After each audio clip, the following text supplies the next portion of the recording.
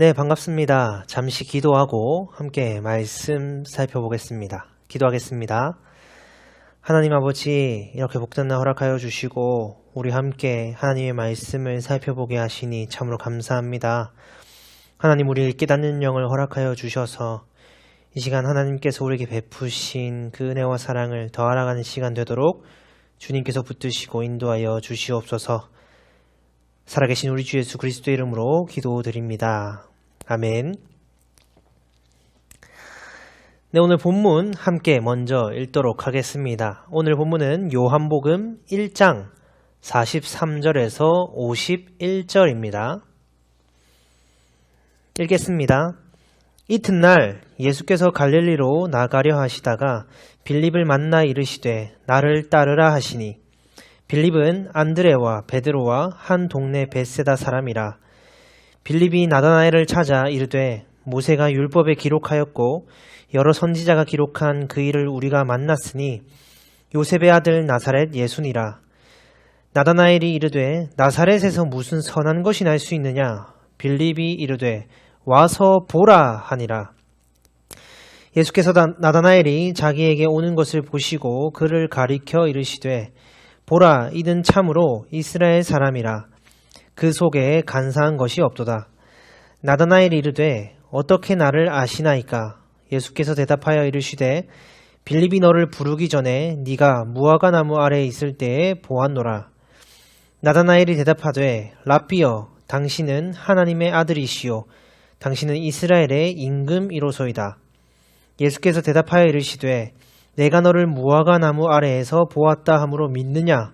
이보다 더 큰 일을 보리라. 또 이르시되 진실로 진실로 너희에게 이르노니 하늘이 열리고 하나님의 사자들이 인자 위에 오르락 내리락 하는 것을 보리라 하시니라. 아멘. 오늘 본문을 들어가기 앞서 요한복음 1장의 특징을 좀 알아야 됩니다. 요한복음 1장은 창세기 1장의 해설서라고도 불립니다.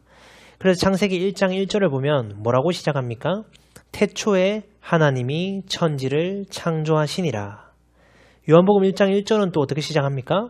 태초에 말씀이 계시니라. 이 말씀이 하나님과 함께 계셨으니 이 말씀은 곧 하나님이시니라.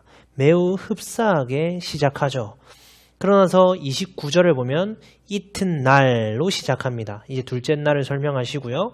그 다음에 35절에 또 이튿날, 셋째 날을 설명하십니다. 그리고 오늘 본문이 시작되는 43절 시작을 보면 이튿날이라고 합니다. 이제 넷째 날 이후입니다. 그러나서 요한복음 2장 1절을 보면 사흘째 되던 날이라고 시작하고 있습니다. 그러면 넷째 날부터 사흘째 되던 날을 합치면 몇째 날이죠? 일곱째 날. 일곱째 날은 무슨 날입니까? 안식일이죠.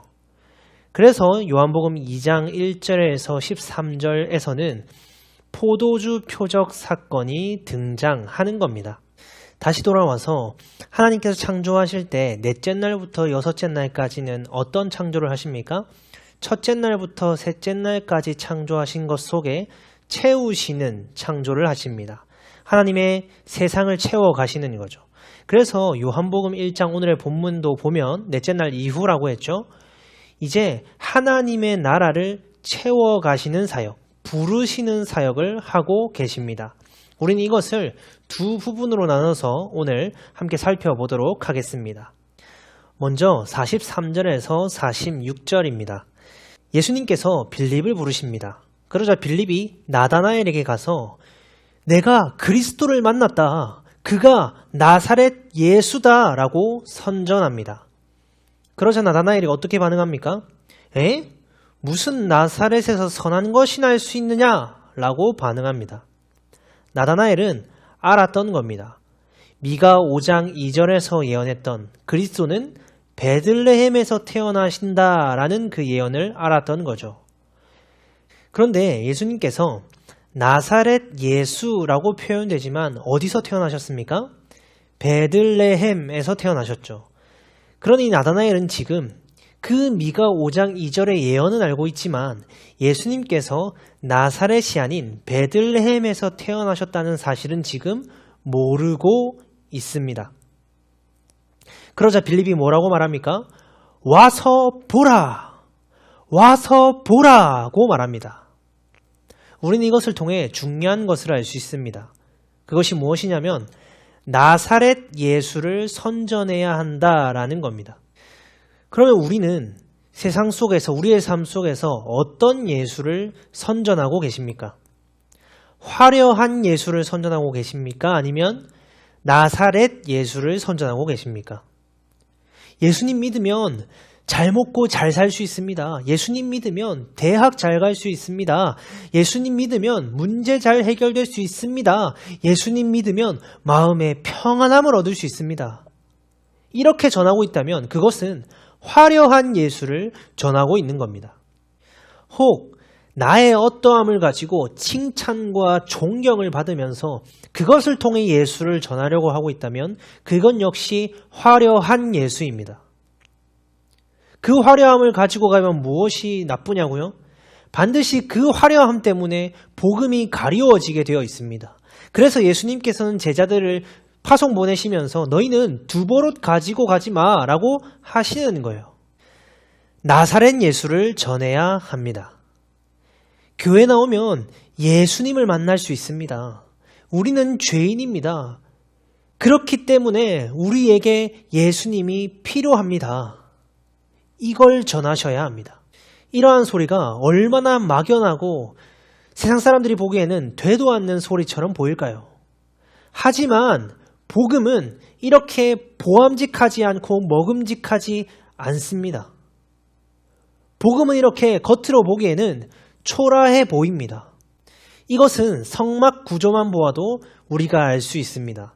성막이 겉에서 보기에는 그냥 초라한 볼품없는 짐승 가죽으로, 해달 가죽으로 그냥 되어 있습니다. 그런데 그 성막 안으로 들어가면 어떻습니까? 그 안에 있는 기구들이 금으로 다 칠해져 있습니다. 그 복음이 이와 동일합니다. 겉에서 보기에는 화려하지 않아요. 볼품이 없어요. 보암직하지 않아요. 그런데 이 복음이 그 안에 들어와 보면 화려합니다. 예수 그리스도의 복음이 이와 같아요. 그 복음의 화려함은 요한복음 1장 14절을 통해 알 수 있듯이 만사형통 부귀영화가 아닙니다. 은혜와 진리가 충만한 것, 그것이 복음의 화려함입니다. 그런데 여전히 그 세상의 화려함, 그 화려한 예수를 전하고 있다면, 혹은 아무것도 하지 않고 있다면, 나의 어떠함으로 이 복음을 어떻게든 전해보려고 하고 있다면, 그것은 우리 역시 여전히 복음의 화려함을 맛보지 못했다는 겁니다. 그러니 부디 하나님께서 세상의 화려함이 아니라 복음의 화려함을 경험하게 하시길 바랍니다. 그 밭에 감추인 보화와 같은 이 복음의 화려함, 그것을 경험하게 하시고 우리의 오늘의 삶 가운데, 저와 여러분의 매일의 삶 가운데 이것을 경험하고 누리게 하시길 바랍니다. 이것이 비록 보암직하지 않고 먹음직하지 않지만 그 속에 참된 생명과 위로와 만족과 기쁨이 있다는 것을 깨달아 누리게 하시길 바랍니다.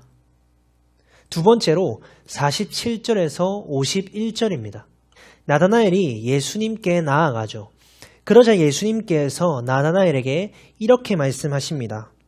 보라, 이는 참으로 이스라엘 사람이라 그 속에 간사한 것이 없도다 라고 말씀하십니다. 이것은 단순히 윤리도덕적으로 간사한 것이 없다라는 의미가 아닙니다. 여러분, 성경 속에서 간사하다, 속이는 자 하면 가장 먼저 떠오르는 사람이 누구입니까? 야곱입니다. 그 야곱이 나중에 이름이 무엇으로 바뀝니까? 이스라엘으로 바뀌죠. 그래서 참 이스라엘에 대해서 이해를 하려면 야곱의 이야기를 알아야 합니다.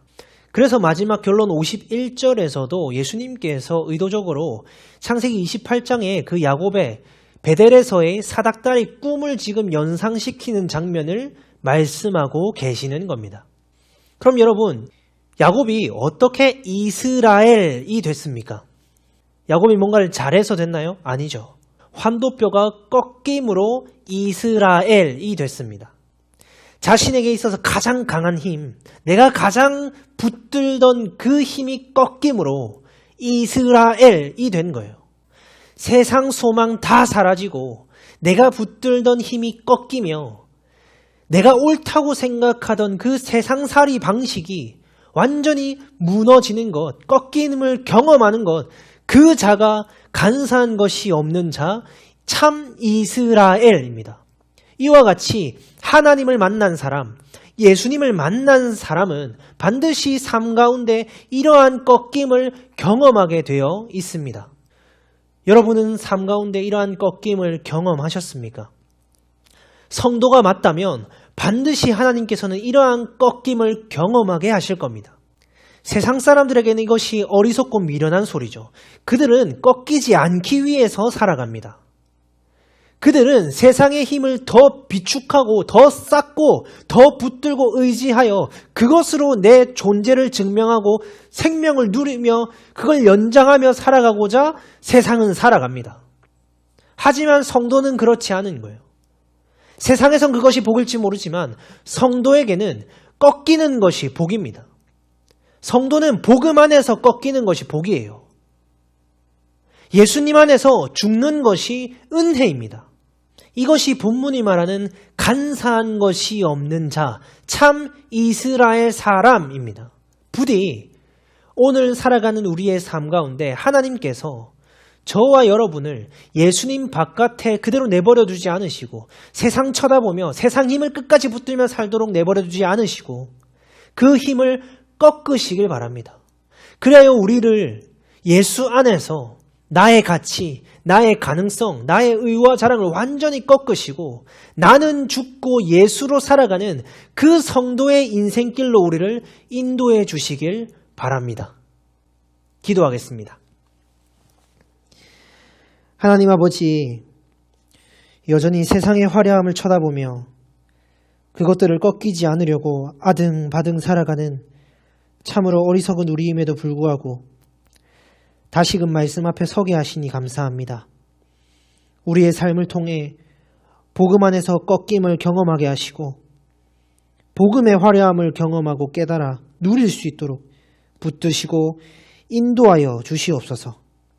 살아계신 우리 주 예수 그리스도 이름으로 기도드립니다.